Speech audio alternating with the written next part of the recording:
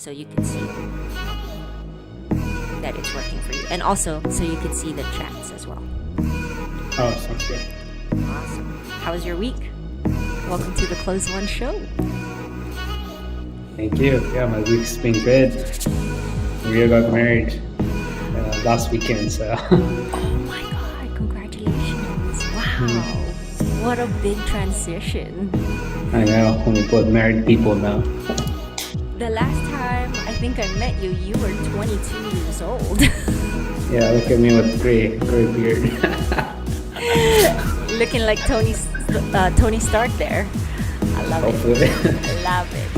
I'm very excited about the show, and so just relax. If you have your water, enjoy. You have it? Awesome. And then let me just post us on Facebook so that everybody knows we're live as well. Sounds good. Maybe I'll tag you too. I think we're friends on Facebook, right? We are. Yep.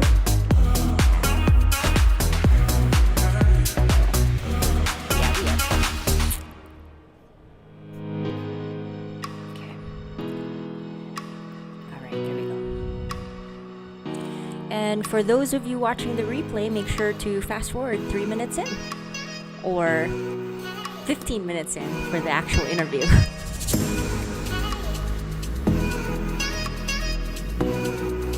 All right, you're tagged. I reshared it too. Reshare, like, comment. Good. The YouTube life. Actually, Rio told me that you're thinking about starting a podcast for a topic. I think that's a great idea. I mean, it's the worst, but it takes a lot of time, and we need a lot of hustle. So. Yeah, definitely. Don't get distracted. So don't do it until you have more time. It's a lot of fun. It's a little addicting, putting content together, but definitely a good way to build community. And you guys are. I saw that testimonial on your page with CEO of Reddit on your website. Oh, what? Oh, he's not the CEO. He's he owns the Reddit community called SEO. Yeah. Got it. All I saw was Reddit founder. I'm like, whoa. All right, we got 10 minutes. There we go. Oh, I think we got people chatting with us. Let me open the chat. I heard, hello, happy Friday. Yep, by Charlize. So let's get started then. All right. So, how would you bootstrap your startup company to $20,000 as an engineer? Let's go.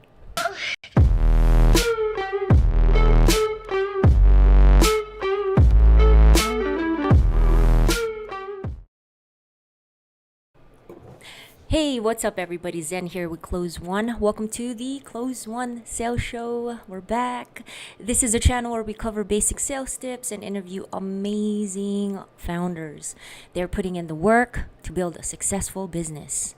This is our last Friday stream, so I did take a survey and the results are in, and I have to listen to our viewers. Fridays are no good for streaming because everyone's tired after work and they want to relax and not look at the screen. Makes total sense.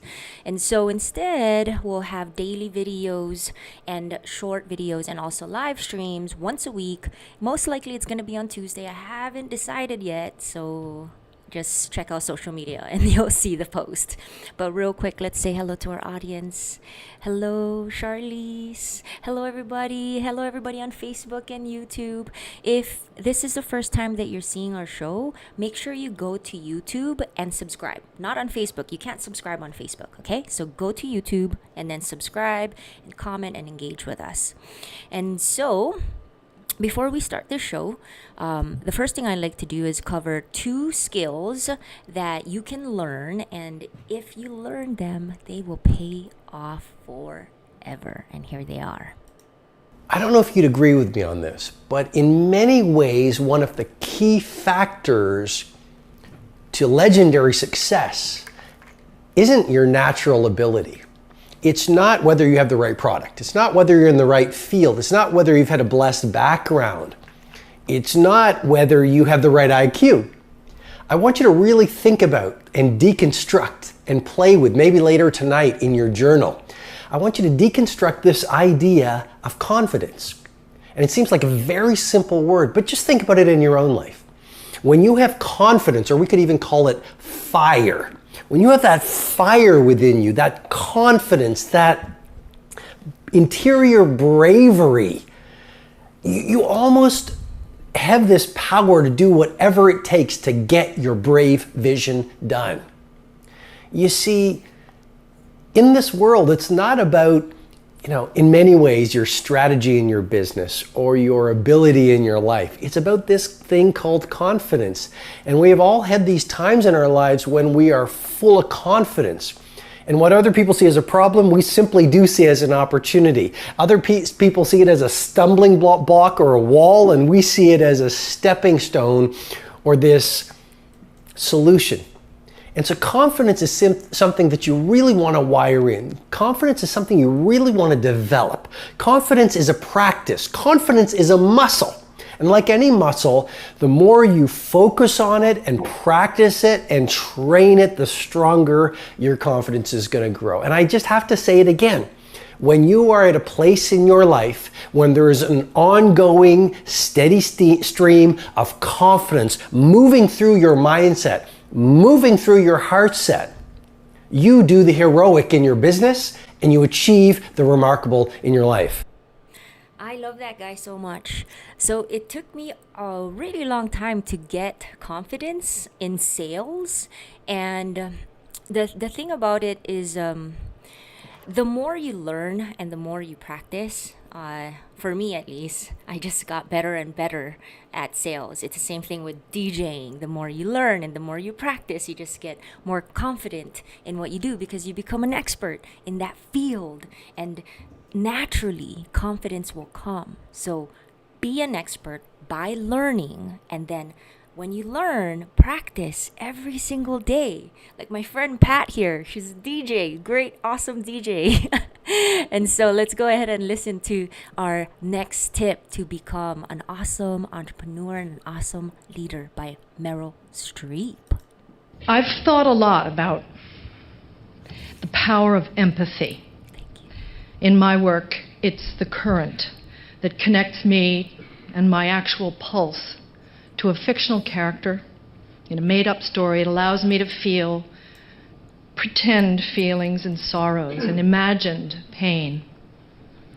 And my nervous system is sympathetically wired, and it conducts that current to you sitting in a movie theater, and to the woman sitting next to you, and to her friend, so that we all feel that it's happening to us at the same time. It's a very mysterious and valuable resource of the human species.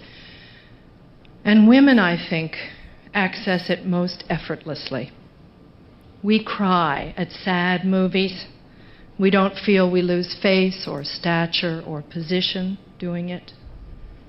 We see a news story that enrages us and we write letters through tears, our hearts pounding.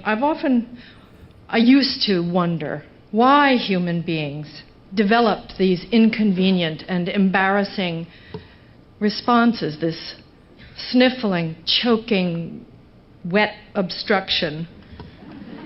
The thing that physicians and soldiers and stock traders and journalists and fashion models and politicians and news commentators and venture capitalists all must suppress in order to work most efficiently. I thought, what possible value, function could it serve in the Darwinian scheme of, survival of the fittest and the strongest and the most heavily armed? No, seriously, I thought, why and how did we evolve with this weak and useless passion intact within the deep heart's core? And the answer, as I've formulated it to myself, is that empathy is the engine that powers all the best in us. It is what civilizes us. It is what connects us. Oh, she's so beautiful. She's so on point. Empathy is one of those skills that's just so hard to learn for myself at least. I have a very hard time with empathy. I'm gonna put it out there. I'm gonna be vulnerable. Only because I'm constantly making decisions with my mind. And so I'm very lucky to have my wife and my friends right here with me. They're listening. They teach me how to be more empathetic. And I wish I had this skill a long time ago, because with it, I'd be such a good leader, a way better leader for sure. And so my next guest, him and his co-founders, they just blow me away, honestly. I'm gonna go right into this intro and introduce him, but he's one of the most empathetic leaders I have ever met, and he exudes confidence.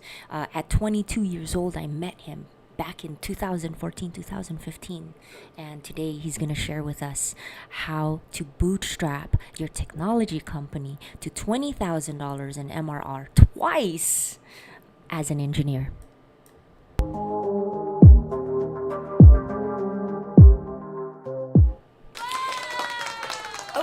Wait a minute, hold on, I didn't do an intro. Nick Aitharaju is currently the co-founder at Topic. Previously, he, along with Tim Seiku and Ryo Shiba, they started a company called tintup.com, and it was acquired to Filestack for $30 million. I think that was in 2018. At Tint, they bootstrap. Bootstrap means you don't get any money from angel investors. You just generate revenue without raising funds from VCs. And they did that to raise over $500,000 in MRR until they got acquired. So today he's doing that same thing again at Topic, and he's going to teach us how to bootstrap a startup company to $20,000 as an engineer. Please help me welcome Nikhil Aitharaju. Hello, everybody. Come on, give it up. Yeah. The cue got messed up. Welcome, Nikhil. How are you? Hey Zen, thanks for the amazing intro. I'm doing well. How are you? I am stoked. I'm so happy to have you. I've been waiting for this episode for quite some time, to be honest. Same here. Yeah. I really love the intros that you usually have on your podcast shows. Those videos are pretty good. Aw, thank you. A lot of research and watching videos and editing. So we're gonna change up the whole format next week so that it'll be a lot less editing and more content.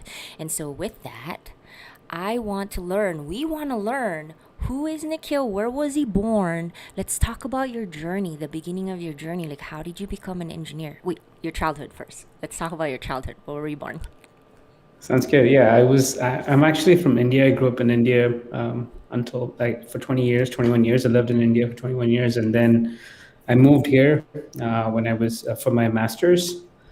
So went to USC, did computer science. I actually never had the thought of starting a company.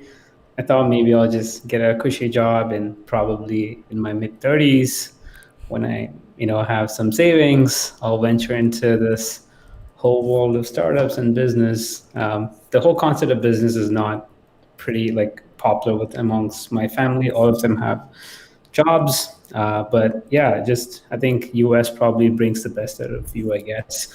And I met some cool people in my college that sort of helped us, led me to this journey of starting a company. So my co-founder Ryo and Tim, I met them at USC. And then, yeah, we've been working since then. How long has it been since college? Yeah, it's been a while, 10 years. I think the first ventured into the whole startup world in 2012 when I was graduating from college, about to graduate from college. So it's been 10 years. 9, 10 years. That's a long time. I feel like that's almost as long as us knowing each other, but it feels like that. It's crazy. And so when you moved to United States and then you went to college, USC, right? how did you know that you wanted to build a company with Tim and Rio? Like, how did that whole collision happen? Was it through Yeah. email, internet? Was it at a club? Like, how did you know you had like what is this that you drive with one another? Yeah, that's a great question. So when I was actually doing my internship in 2011 and at this company called NetApp, and it was in Bay Area. So when I moved here for my internship, I actually did end up going to a lot of events in San Francisco. So I had back then there were these cool hangout, events where startups would come pitch, you would get drinks, and it just felt so unreal. Like it was like it felt like a rock concert. Hearing people pitch and people funding startups, and I thought this is a cool path to take. But I kind of left it as an idea, and then went back to school. And a couple months later, I see this email from Tim. Yeah, usually he reached out to our college grad advisor saying, "Hey, if you know any CS students interested in partnering out with a business on a venture idea, please introduce me to them." And the grad advisor forwarded the email, and then saw the email. By then, I already had a job offer, so I was like, I'm nothing to lose. The next 3 months, let me help him out, get the startup off the ground. And that's when I saw social network too. So there was this whole, the craze about startups and trying to do something that was that kind of led to this me reaching out to Tim after his email, and then kind of helping him out build the first version of a product, which was called Hypemarks. Yeah, sounds like destiny. I mean, think I know. about this. Okay, look, check this out. Okay, you already got a job, and then there was like a 3 month pending period, right? By the way, the rock concert, great comparison. I felt the exact same way when I went to a bunch of pitches in San Francisco. I felt like, wow, it's the tech world. But really, pending 3 months. And so in that 3 months, you were able to kind of date and get to know each other while you were building this startup. So you didn't actually intend to stay. You had a backup plan. Like this wasn't your like, I'm gonna do this for the rest of my life. I'm gonna go and build my career instead. What was the turning point for you? Like, how did you know? Okay, okay, 3 months down the line, and your company is now asking you, okay, time to come to work. Like, how did you essentially quit before you started? What was that process like? And what were the Yeah, things that made you take that decision, that leap of faith? yeah. When I think about it, it wasn't an easy decision because I had to be, I was an immigrant here. It's not, I don't have a green card or citizenship back then. So I still had a work visa, and I was not work, but student visa. And I was afraid that, what if I take on the startup path and it doesn't end up working out? Then I have to find a job. And if I don't find a job within like 30-day period, I have to go back to the country, go back to India, and then have to pay my student loan. And it's not easy to come back to the US once you exhaust your Visa. like the whole Yeah. visa option, unless you come back, apply to college and come back again. So there was a lot of writing, but I think I took a very calculated risk actually in those first 3-4 months of working with Tim, where I mean when I was still in school, I actually evaluated how the market's receiving this idea. Are we getting any funding? If there's any investor interest.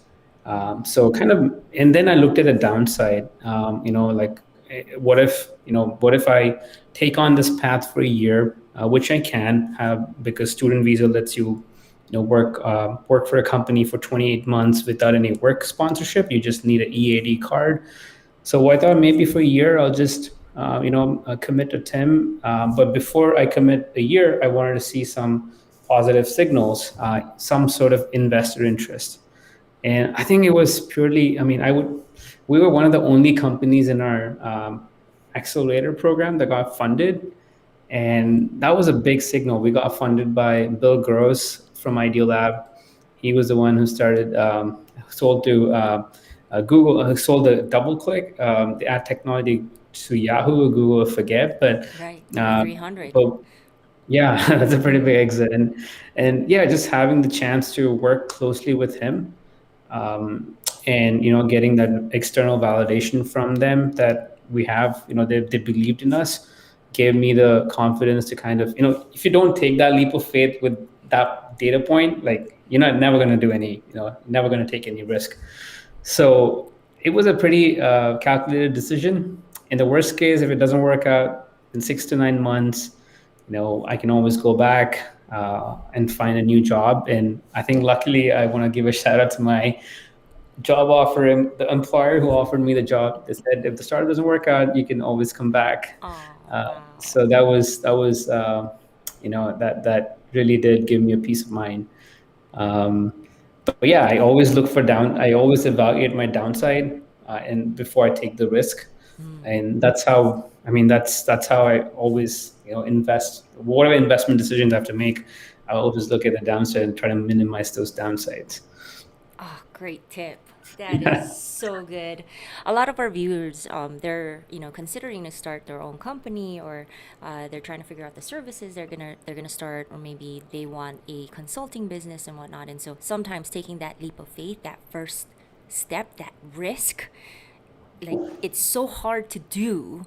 And so what like how do you actually make that decision?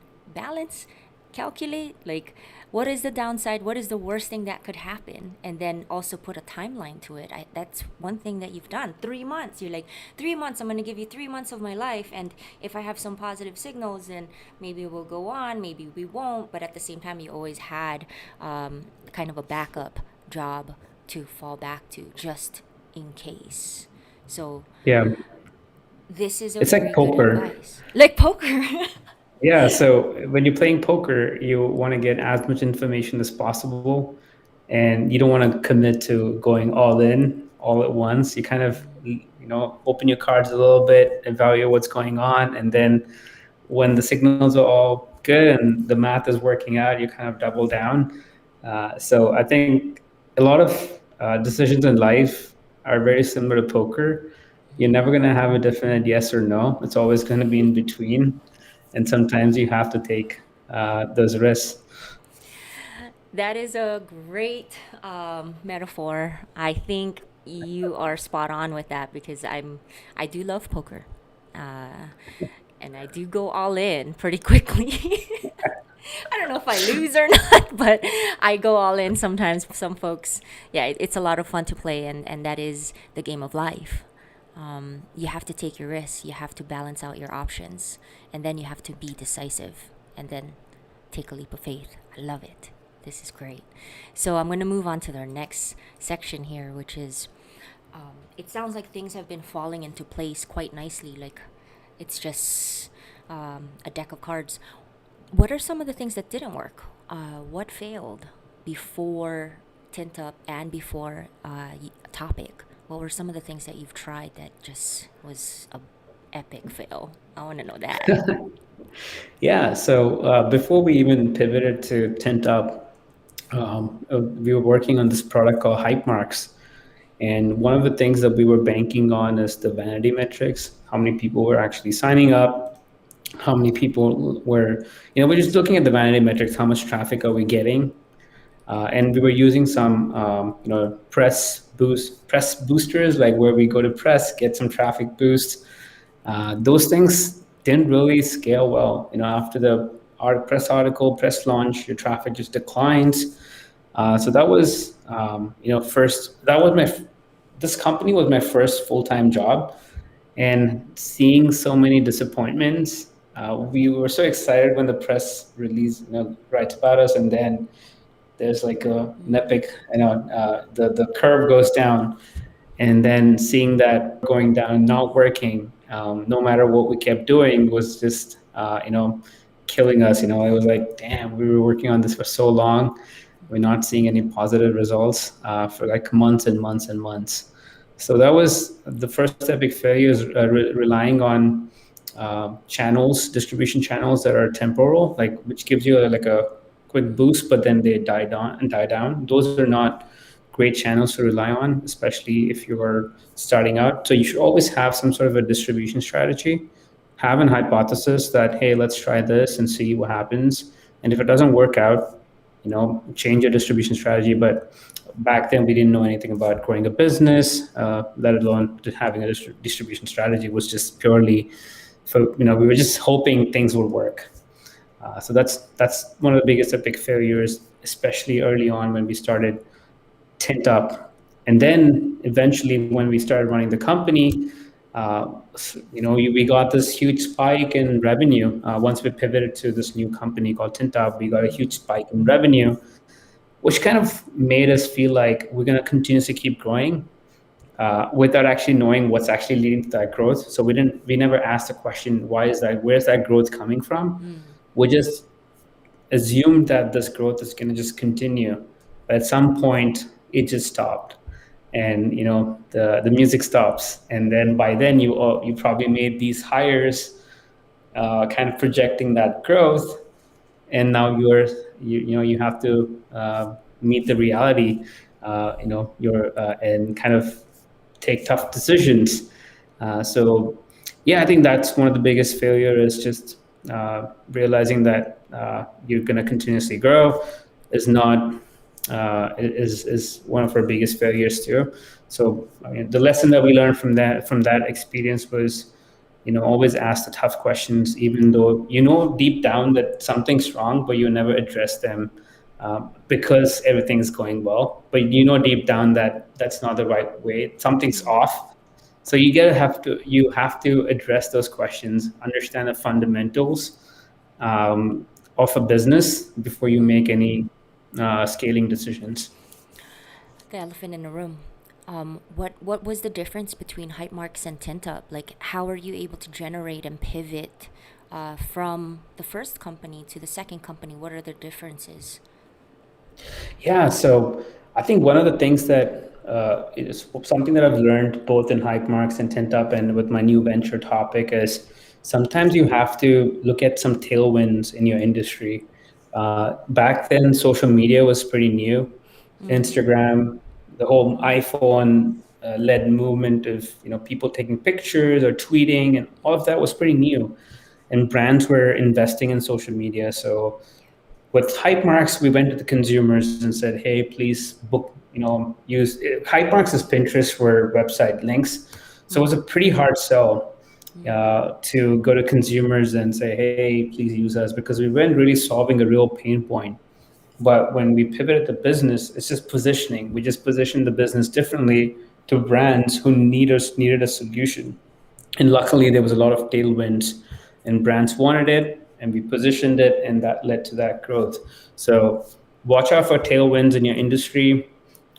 Work on your positioning. Figure out who your ideal customer is. In our case, consumers were not our ideal customers. Brands were our ideal customers. So these three, use these three levers and see, again, it's all experimentation. Yeah. We're not Steve Jobs or Elon Musk to predict the future. Oh yeah, no, for sure. But so that our audience understand what a tailwind or tailwinds are, give us 3 types of tailwinds that you can identify right now in our 2021 and the next 5 years. What are some of the tailwinds happening? Ready, go. Dogecoin. Yeah. NFT. Whoop, whoop. Oh my God. NFTs. I mean, for real.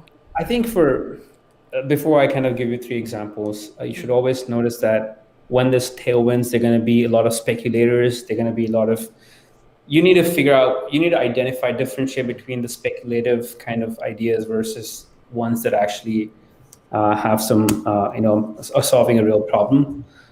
So right now, I think crypto is probably one of the waves that we're seeing. Absolutely. The other one is AI and content. Like that's the space that we operate in. Like I think recently, but in 2020, OpenAI released a GPT-3 model, which is pretty impressive. It helps you write content, and we have so many AI startups come out of it. So that's a big tailwind that I'm seeing in my industry. And the other one during COVID, work from home kind of businesses anything that facilitates working from home or remote entertainment was taking off, but I don't know how it's changing right now. But I think these are three different things that we're probably, again, if Clubhouse was pretty big a couple months back, It's now I fizzling don't. out. I don't Yeah, know. so you got to figure out, like, you got to ask those questions. Sometimes those second and third order questions. Question your idea, how it's going to change if things, is it solving a real problem? How are things going to change in a year from now?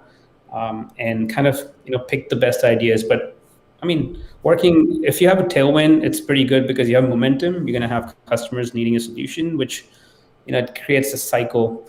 But then you got to be really good at kind of discerning what good and bad ideas within that tailwind type of ideas. Right. So it's kind of like trends versus fad. Correct. Yep. No, I'm just joking. Right. I don't think Crocs are my wife's gonna kill me. She bought me Crocs. I love them. No, but you're absolutely right. Crypto, AI, GPT-3. I think that is an amazing technology. Everyone's plugging into it, and I believe your company. Tell us what Use Topic does, because I know that this is plugged into GPT-3 and its advantages.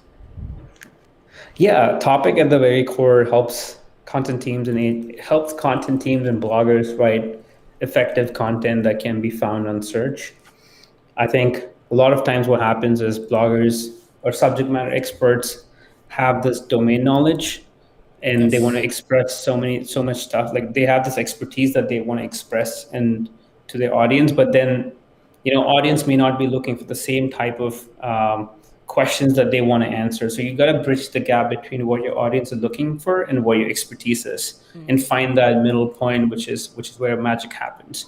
So Topic kind of bridges that gap. So if you're a subject matter expert, we tell you, hey, what are some of the topics that your audience are looking for? And then once identify the topic, we kind of help you write the article. So think of it like Grammarly for SEO. So that's how that's what Topic is. Grammarly for SEO. I'm glad you mentioned SEO. We have an SEO expert here, Paul Andre. You've met him before. He's an SEO expert. He has a video show, SEO.video. Do you watch it? I subscribe to it. You subscribe? Oh, look at that. Paul Andre, if you have any questions for Nikhil here, I should connect you two and bridge the gap. He's here. He's like, yee. So here we go. Let's go into the next question, which is, let's see what the next one. Oh, yeah. Give founders an advice that you'd give yourself, your younger self. So think about the failures, things that's happened, and how do we kind of not experience those as first-time founders. So give me an advice, because I'm a first-time founder. Actually, this is a good one. Give me an advice.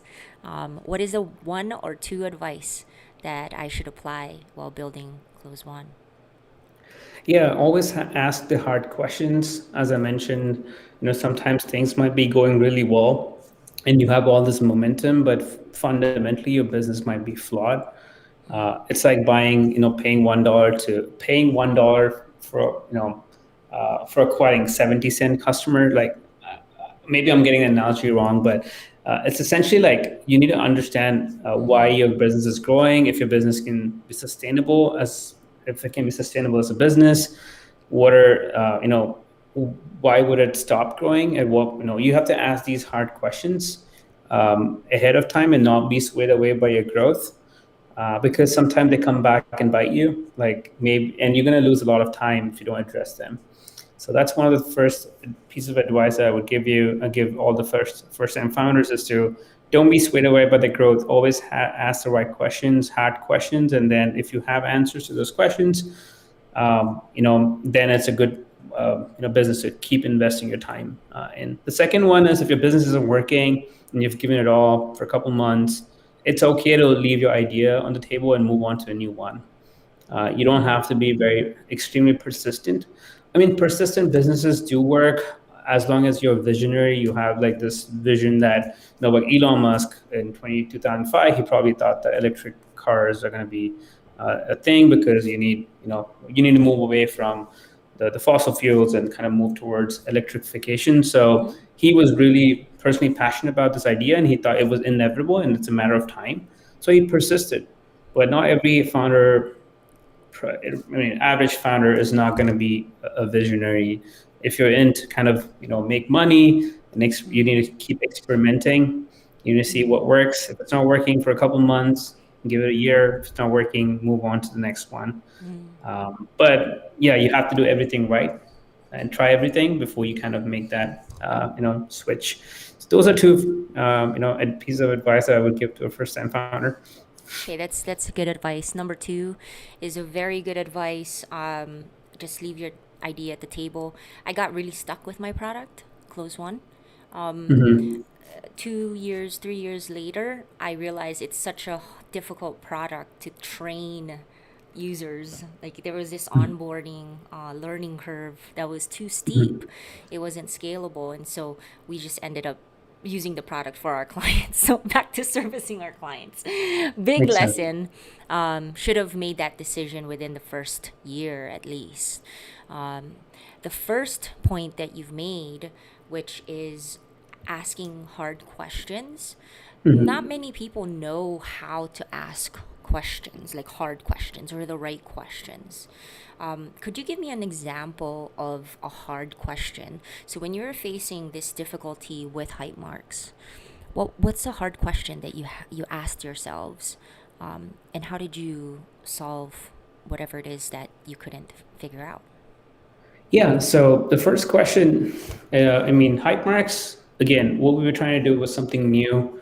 So the way I would have, if I had to look back, the way I would have, what we've done was pretty good. We've, waited for a couple of months, tested the idea out with a couple of customers. Our assumption was people want to discover the web through their friends, but then people were not curating these articles because it's a chicken egg problem. You need people to curate articles for people to consume it. And if you don't have people curating it or organizing these articles, people are not going to consume it.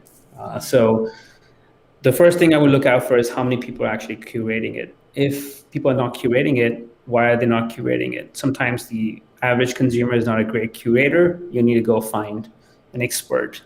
So which means your strategy should be go find influencers or experts, pay them a certain amount for them to curate these articles. And in spite of doing that, if users are not interested in reading through those curated articles, then that's a signal. For Pinterest is very similar to what we were trying to do. For Pinterest, it was more visual organization.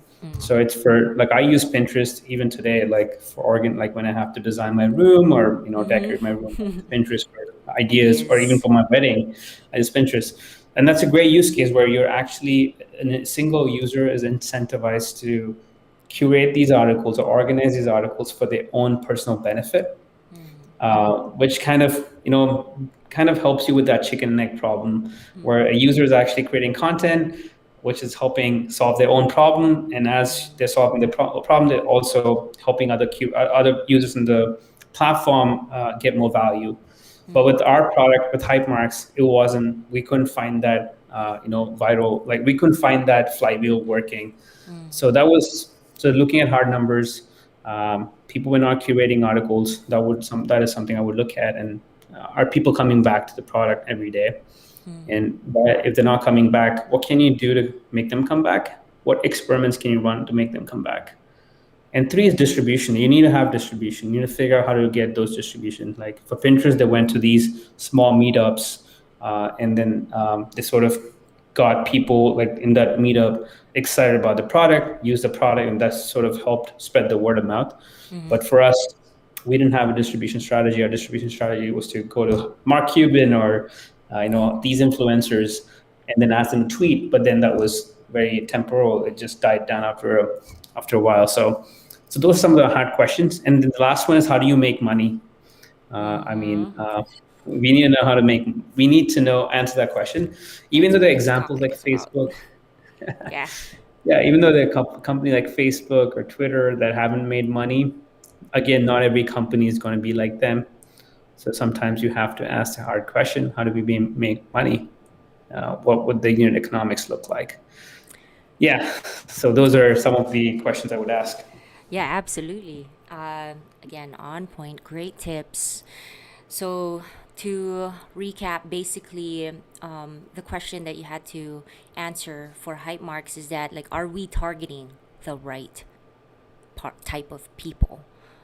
Our target market. Who is our target market? That was one of the hard questions. And so it sounds like you went from targeting consumers, users, so B2C, and then you went to B2B, targeting marketers, because marketers actually curate content. They have to curate content. That's what they do on a daily basis, to publish the same thing about their subject matter expert. And so it makes complete sense. Consumers won't do that. They'll only like maybe curate weddings and designs, maybe something inspirational for a party. It's not really frequent. It's not repetitive. So very good. Very good. I'm learning a lot from you. That's a great segue. I like the third question too, the hard question to ask. How are you going to make money? Yeah, duh. How are you going to make money? That's what this show is all about. So before we go into our last question, we need to talk about the actionable tips, because let's talk about the meat of this whole thing. Like, how did you generate your first $20,000 at Tint? And then we'll go into topic. Yeah, so at Tint, I think we looked at partnerships.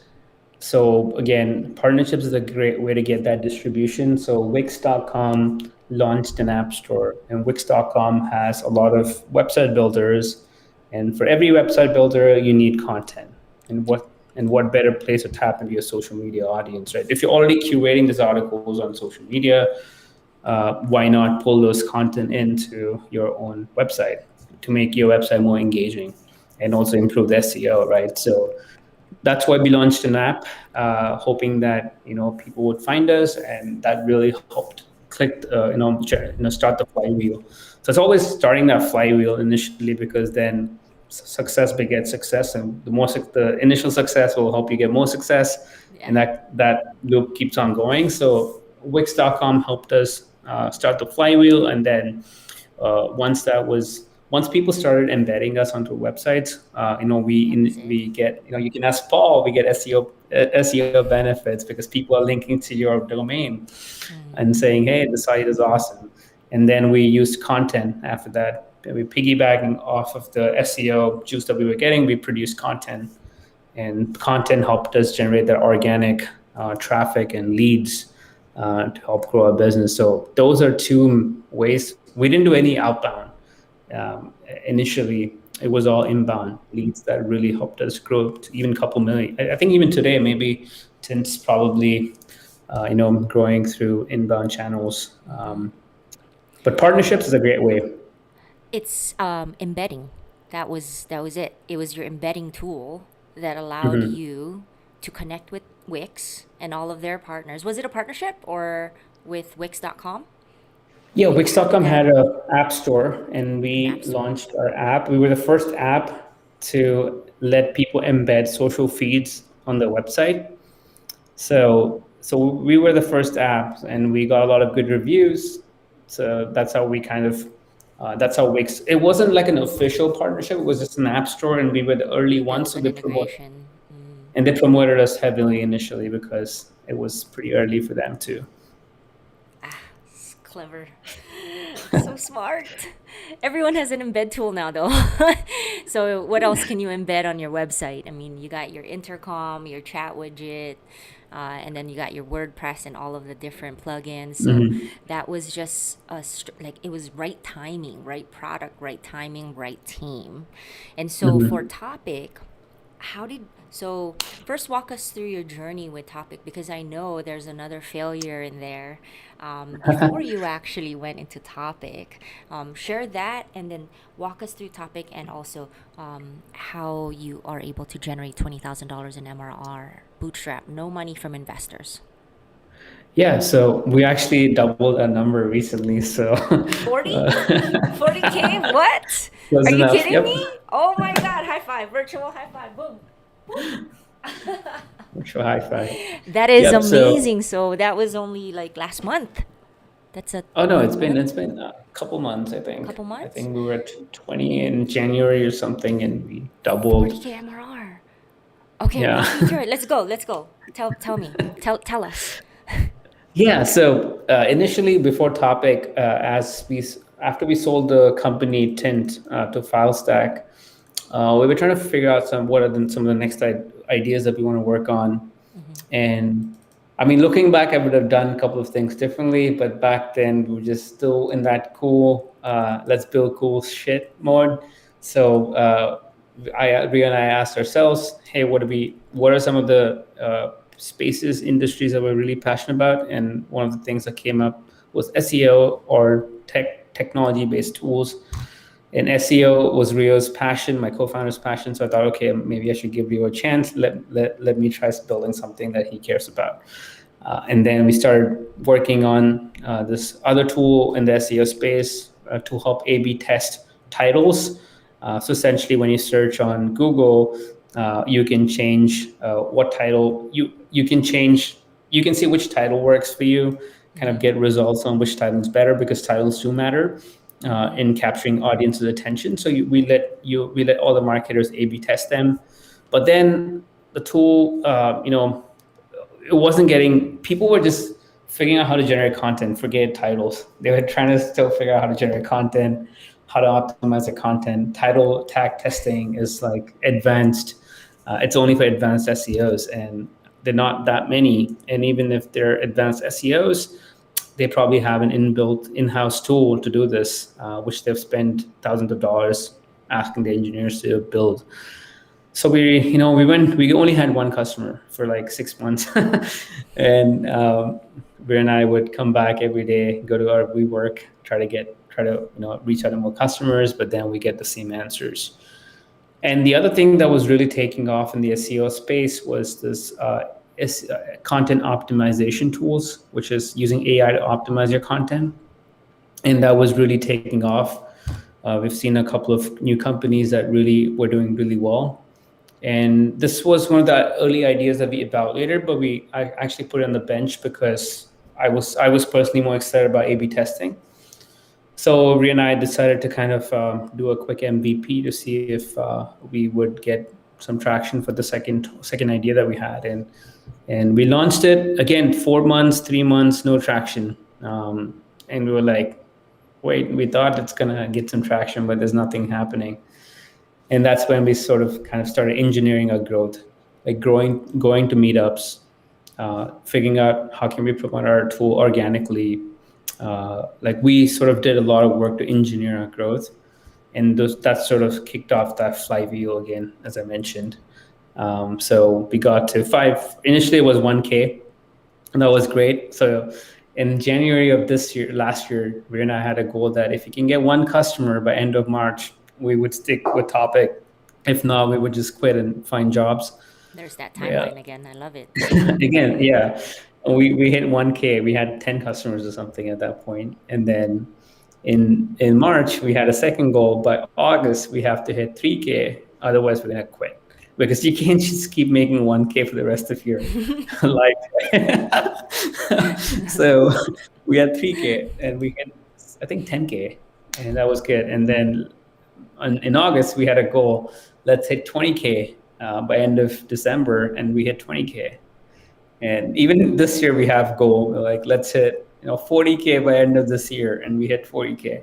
So I think partly it's luck, partly it's a lot of effort, hustle that we've been doing. Yeah.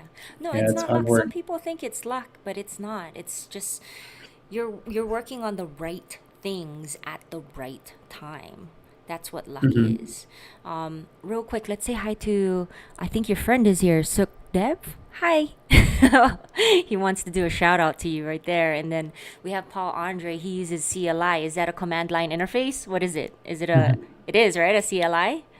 So Oh, I think he's talking does about this some. competitor, Is that a Clickflow. competitor? Oh, Yeah, ClickFlow. ClickFlow. Got it. Okay.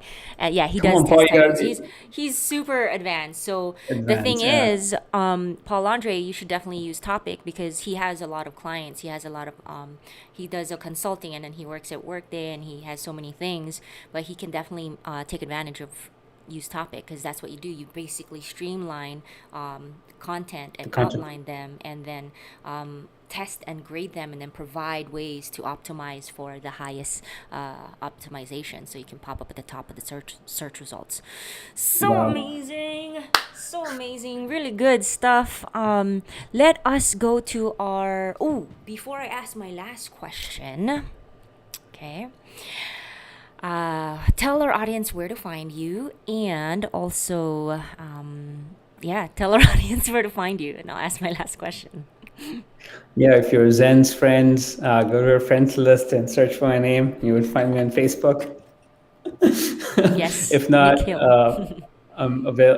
you can go to youthtopic.com or type in topic SEO tool. We will be the first one that would show up, I guess.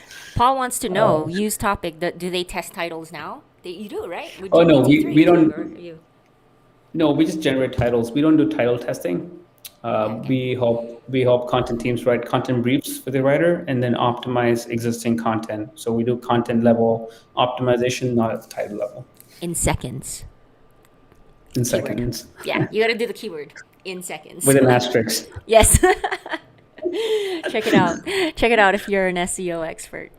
Okay, so let me play this quick sales tip, and then I'm gonna ask you how you close deals. Okay, so you have a lot of time to think about this.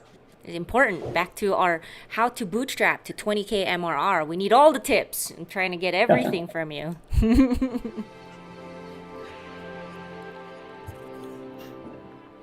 No is the second best answer in sales. Yes is obviously the best. No is the second best. Maybe or no response are the absolute worst. Somebody told me once that the worst sin in sales is not to lose a deal. It's to take a long time to lose a deal. So we need to figure out how we can get a yes or a no as quickly as possible so we don't waste our time. How do we do this? A couple of different things that I do to get to a no as soon as possible. First of all, I want to let people know it's okay to tell me no.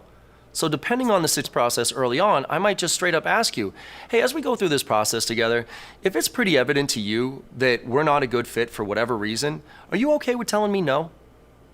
It sounds like a stupid question, yeah. and usually the answer is, yeah, absolutely, John. If you're not a good fit, then we'll tell you no. But the reason I ask that is to let you know that I am 100% okay with you telling me no. So now later on down throughout the sales process, you're going to be a little bit more open to telling me no. Or if you start to flake on me, I can actually call you up and start to play around with it and leave you voicemails like, hey, remember earlier on in the sales process, you told me that you were okay with telling me no. Are we at that point of our relationship right now? Because I'm starting to feel a little neglected, and you can start to have some fun with it. Another thing to do is when they say they're going to make a decision, schedule yes-no meetings on their calendar. So if somebody says, yeah, John, we're going to make a decision on Friday, fantastic. When do you want to talk? Friday afternoon's good. You know what? What times works for you to put a meeting on the calendar so I can get a yes or a no from you either way? And you want to let them yes or no from you either way to let you know it's okay to tell me no. Because you know what happens if I don't get that phone call on Friday, right? Now all of a sudden Monday I'm touching base and checking in and you've turned me into a stalker and you know what happens there. So get a yes-no meeting on people's calendar and let them know it's okay to tell you no. Make it happen. Yeah, I love that tip. I'm gonna use that. Where's Nick? Okay, here we go. Okay, how does Nick close deal? Yeah, first of all, it's a great tip. I think I'm going to start using it too. I do a part of it, but not fully. Yeah, so the way we learned closing deals was to practice. Initially, we were really afraid to start, pitch a product and ask customers if they would pay for it. I would go home, just think that I'm a bad salesperson or I'm not great at, maybe I'm not great at having conversations or making jokes during the call, and I would curse myself and be hard on myself. But then we started closing one deal at a time. That built the confidence, which is what your first video touched upon, which is building that confidence. So We practice, built that confidence. And now I think we on a sales meeting, I could just take a sales meeting out of my bed without even preparing. And that's what practice makes you do. And when I was at Tint, I thought that taking sales calls, it requires you have to be religious, disciplined. You have to understand the product, and you have to practice. I think these are the four things that really makes a good salesperson. And anyone can, as you invest more time, as you are more empathetic, everyone can be a good salesperson. It's really important for founders to really learn sales, because one of the most important skills, either you have to be good at sales or marketing. If you're not good at any one of these, that's pretty much it. You gotta do something else. God, wow, what a change. Okay, Nick, I have to share something real quick, because while you were sharing that, I just had a flashback of us back in 2015, like when we first met at Tint. You were so shy. You barely talked. You didn't want to do sales at all. So guys, just so you know, Nikhil is a back-end engineer, and now he's doing sales. That's what I'm talking about. Like, he's constantly leveling up. You don't have to limit yourself, and I'm so proud of you. Stick around, say hi to the audience if you have some time. I'm so happy you're here. Thank you so much for joining the ClosedWon Sales Show. Thanks, Zen, for having me on the show. All right, I'll see you in a bit. Okay, closers, I hope you enjoyed learning more about Nick and his journey to becoming a successful entrepreneur. You have to imagine this, okay? Just imagine, kid from India, moved to Cali. He didn't even know he wanted to build a startup. Like, he was gonna build his career, the usual picket fence, get married, and just the American dream back in the 90s. I think the American dream has changed. Actually, their first startup didn't even do so well. They had to pivot into Tint. And then his second startup didn't do well either. So he had to pivot again. There's so many I'm just really blown away by how much he has grown. And I believe that you too can go on this journey. You really can. You just have to remember, the biggest mistake that you can ever make is to make decisions with only your mind, where you're not including your heart. It has to be a balance. It has to be a mind, heart, gut, your empathy type of decision whenever you're taking a risk. It has to be calculated. You have to put a timeline on it. If in 3 months this doesn't do well, let's have a backup plan. That way you can take risk. Do it. Take a risk. Most of all, don't limit yourself. Don't just say, I am an engineer and I don't like sales. Or I am a salesperson and I'm not technical, right? You can be both. You can be all. You are all. Okay? So remember that. Don't limit yourself. Don't limit your greatness. Keep learning, and then you'll have a breakthrough. Just learn. Practice. It's hard. It is hard. That's why you surround yourself with amazing entrepreneurs like Nick and Paul Andre. And we got DJ Pat. We got Sharp. We got Net here. We got Suk Dev. Thank you so much for joining and tuning in. I'm so happy. Again, this is our last show on Friday. We're gonna change our days. Guys, thanks for watching. Please subscribe to the channel if you like our content, and until next time, keep on closing. Peace. Bye. Becoming a successful entrepreneur isn't easy, but it's not impossible. Subscribe to my channel today, and together, let's figure out how to grow.